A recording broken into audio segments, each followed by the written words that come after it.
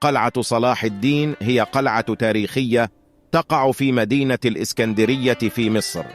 تم بناء القلعة في القرن الخامس عشر الميلادي على يد السلطان المملوكي الظاهر برقوق، وتم تعديلها وتجديدها عدة مرات خلال العصور اللاحقة.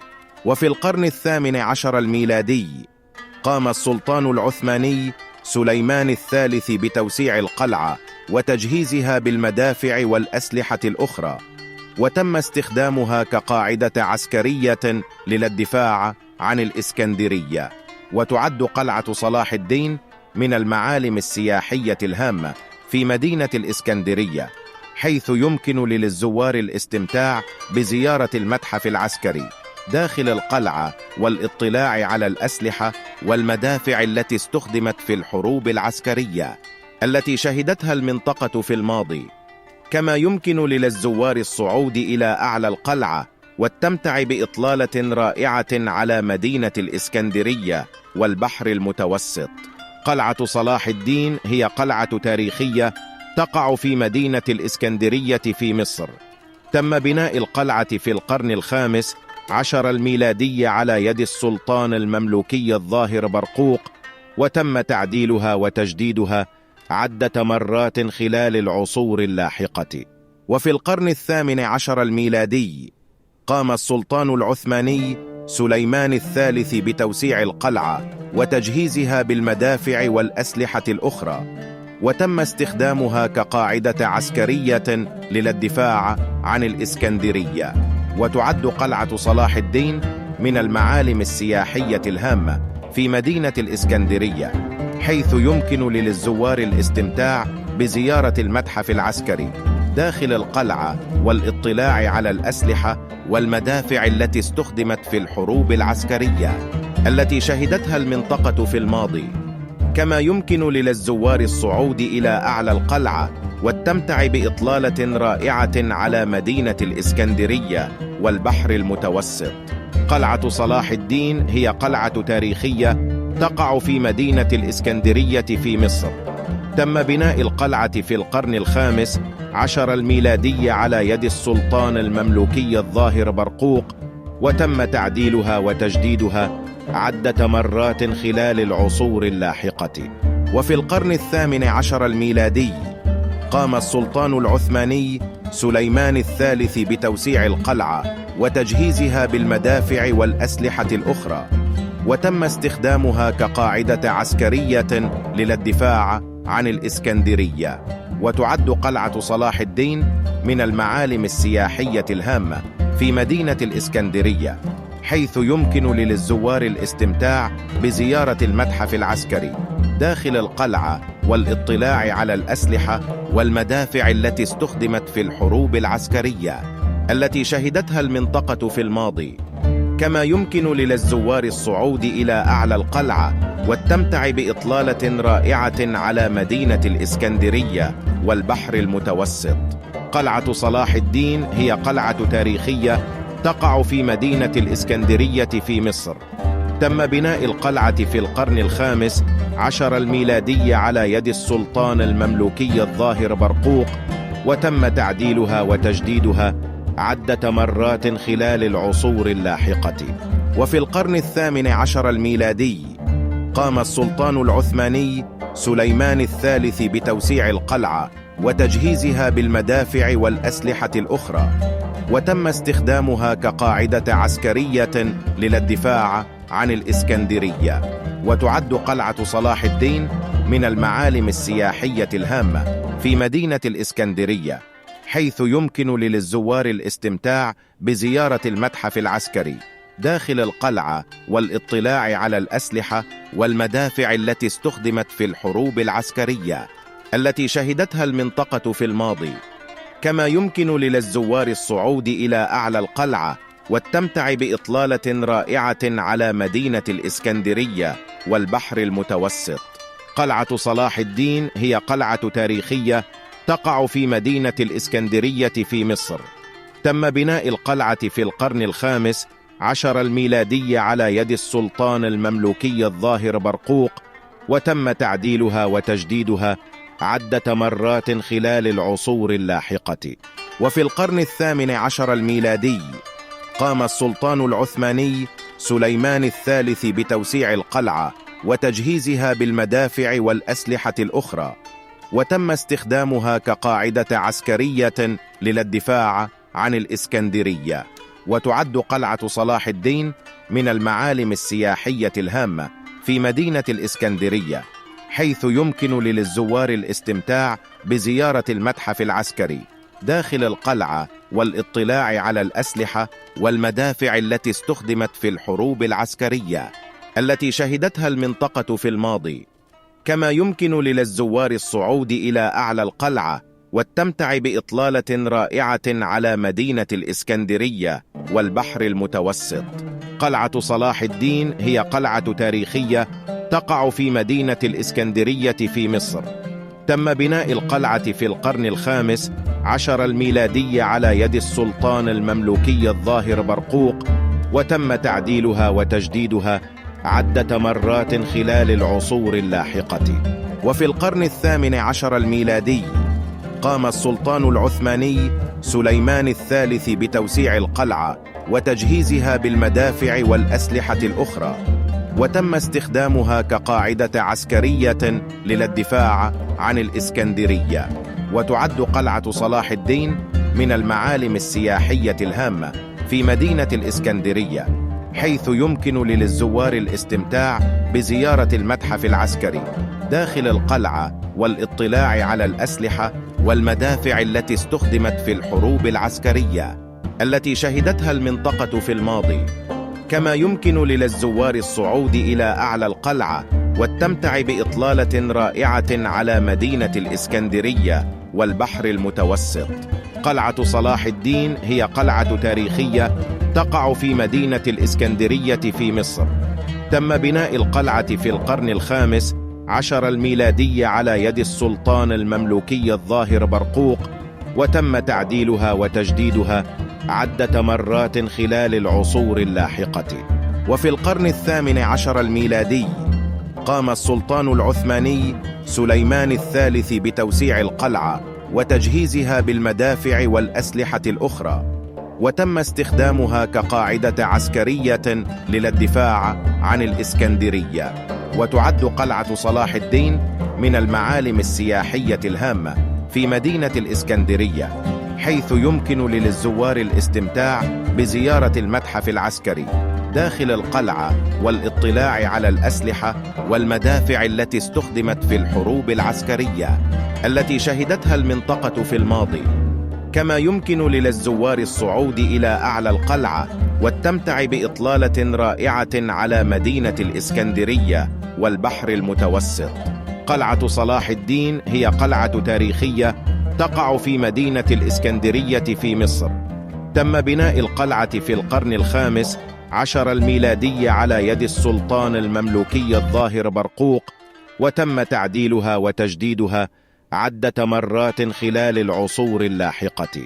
وفي القرن 18 الميلادي قام السلطان العثماني سليمان الثالث بتوسيع القلعة وتجهيزها بالمدافع والأسلحة الأخرى، وتم استخدامها كقاعدة عسكرية للدفاع عن الإسكندرية. وتعد قلعة صلاح الدين من المعالم السياحية الهامة في مدينة الإسكندرية، حيث يمكن للزوار الاستمتاع بزيارة المتحف العسكري داخل القلعة والاطلاع على الأسلحة والمدافع التي استخدمت في الحروب العسكرية التي شهدتها المنطقة في الماضي. كما يمكن للزوار الصعود إلى أعلى القلعة والتمتع بإطلالة رائعة على مدينة الإسكندرية والبحر المتوسط. قلعة صلاح الدين هي قلعة تاريخية تقع في مدينة الإسكندرية في مصر. تم بناء القلعة في القرن 15 الميلادي على يد السلطان المملوكي الظاهر برقوق، وتم تعديلها وتجديدها عدة مرات خلال العصور اللاحقة. وفي القرن 18 الميلادي قام السلطان العثماني سليمان الثالث بتوسيع القلعة وتجهيزها بالمدافع والأسلحة الأخرى، وتم استخدامها كقاعدة عسكرية للدفاع عن الإسكندرية.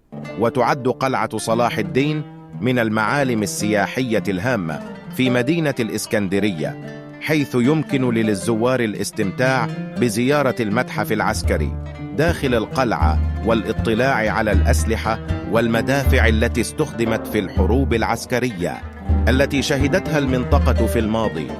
كما يمكن للزوار الصعود إلى أعلى القلعة والتمتع بإطلالة رائعة على مدينة الإسكندرية والبحر المتوسط. قلعة صلاح الدين هي قلعة تاريخية تقع في مدينة الإسكندرية في مصر. تم بناء القلعة في القرن الخامس عشر الميلادي على يد السلطان المملوكي الظاهر برقوق، وتم تعديلها وتجديدها عدة مرات خلال العصور اللاحقة. وفي القرن الثامن عشر الميلادي قام السلطان العثماني سليمان الثالث بتوسيع القلعة وتجهيزها بالمدافع والأسلحة الأخرى، وتم استخدامها كقاعدة عسكرية للدفاع عن الإسكندرية. وتعد قلعة صلاح الدين من المعالم السياحية الهامة في مدينة الإسكندرية، حيث يمكن للزوار الاستمتاع بزيارة المتحف العسكري داخل القلعة والاطلاع على الأسلحة والمدافع التي استخدمت في الحروب العسكرية التي شهدتها المنطقة في الماضي. كما يمكن للزوار الصعود إلى أعلى القلعة والتمتع بإطلالة رائعة على مدينة الإسكندرية والبحر المتوسط. قلعة صلاح الدين هي قلعة تاريخية تقع في مدينة الإسكندرية في مصر. تم بناء القلعة في القرن الخامس عشر الميلادي على يد السلطان المملوكي الظاهر برقوق، وتم تعديلها وتجديدها عدة مرات خلال العصور اللاحقة.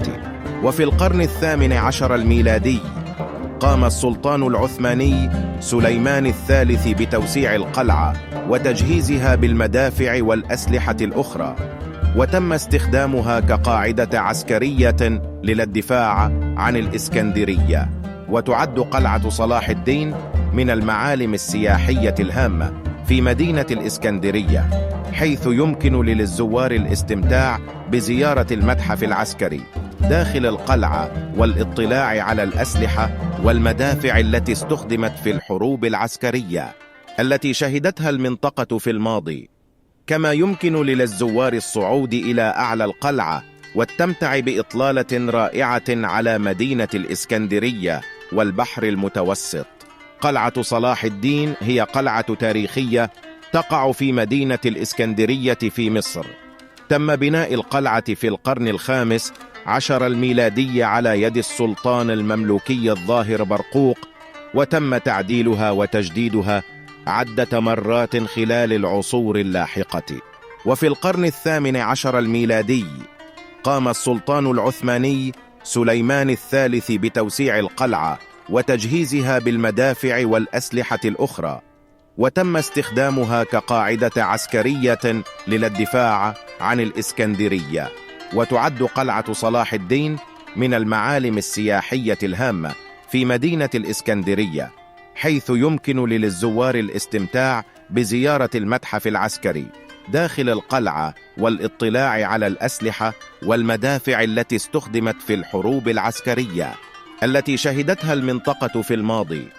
كما يمكن للزوار الصعود إلى أعلى القلعة والتمتع بإطلالة رائعة على مدينة الإسكندرية والبحر المتوسط.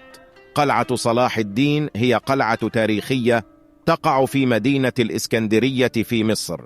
تم بناء القلعة في القرن الخامس عشر الميلادي على يد السلطان المملوكي الظاهر برقوق، وتم تعديلها وتجديدها عدة مرات خلال العصور اللاحقة. وفي القرن الثامن عشر الميلادي قام السلطان العثماني سليمان الثالث بتوسيع القلعة وتجهيزها بالمدافع والأسلحة الأخرى، وتم استخدامها كقاعدة عسكرية للدفاع عن الإسكندرية. وتعد قلعة صلاح الدين من المعالم السياحية الهامة في مدينة الإسكندرية، حيث يمكن للزوار الاستمتاع بزيارة المتحف العسكري داخل القلعة والاطلاع على الأسلحة والمدافع التي استخدمت في الحروب العسكرية التي شهدتها المنطقة في الماضي. كما يمكن للزوار الصعود إلى أعلى القلعة والتمتع بإطلالة رائعة على مدينة الإسكندرية والبحر المتوسط. قلعة صلاح الدين هي قلعة تاريخية تقع في مدينة الإسكندرية في مصر. تم بناء القلعة في القرن الخامس عشر الميلادي على يد السلطان المملوكي الظاهر برقوق، وتم تعديلها وتجديدها عدة مرات خلال العصور اللاحقة. وفي القرن الثامن عشر الميلادي قام السلطان العثماني سليمان الثالث بتوسيع القلعة وتجهيزها بالمدافع والأسلحة الأخرى، وتم استخدامها كقاعدة عسكرية للدفاع عن الإسكندرية. وتعد قلعة صلاح الدين من المعالم السياحية الهامة في مدينة الإسكندرية، حيث يمكن للزوار الاستمتاع بزيارة المتحف العسكري داخل القلعة والاطلاع على الأسلحة والمدافع التي استخدمت في الحروب العسكرية التي شهدتها المنطقة في الماضي. كما يمكن للزوار الصعود إلى أعلى القلعة والتمتع بإطلالة رائعة على مدينة الإسكندرية والبحر المتوسط. قلعة صلاح الدين هي قلعة تاريخية تقع في مدينة الإسكندرية في مصر. تم بناء القلعة في القرن الخامس عشر الميلادي على يد السلطان المملوكي الظاهر برقوق، وتم تعديلها وتجديدها عدة مرات خلال العصور اللاحقة. وفي القرن الثامن عشر الميلادي قام السلطان العثماني سليمان الثالث بتوسيع القلعة وتجهيزها بالمدافع والأسلحة